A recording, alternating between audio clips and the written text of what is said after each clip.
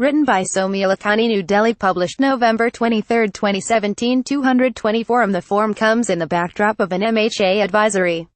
Archive. A nationality verification form sent out by the Delhi police to Rohingya living in the capital a fortnight ago has caused some discomfiture within the community.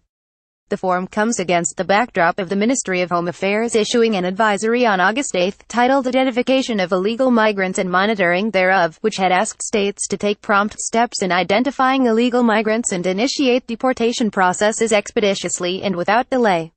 We have no clarity on which body has asked the police to send us these forms.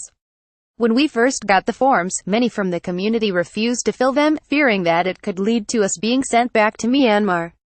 We convinced those people and submitted the forms, said 29-year-old Sabir, founder of the Rohingya human rights initiative Rohingya.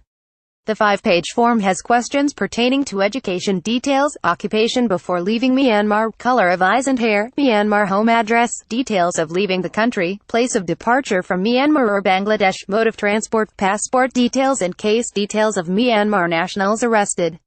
There is also a question on name, address and telephone number of travel agent, or any other person agency involved in sending the individual to India. DCP Southeast Roma Bania said, "This census happens from time to time, and is a routine exercise to know the number of people living in the area from that community." Abdul Khan, 29, who lives at Vikasbury, said, "We have the United Nations Human Rights Council UNHRC refugee card, but the form doesn't even ask us our status.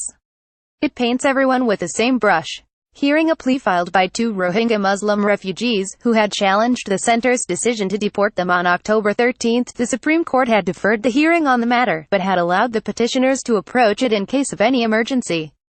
32-year-old Mohammed Ismail, who lived in Kajuri and came to Delhi in 2009, said the form brings back memories of filling similar forms every 6 months when he lived in Rakhine State in Myanmar. Those forms would ask us to fill in the color of our eyes, specific identification marks. We condemned it because it deemed us as outsiders, not citizens of Myanmar. In Delhi, with this form, we fear they might be collecting this data to deport us, he said. For all the latest India news, download Indian Express app.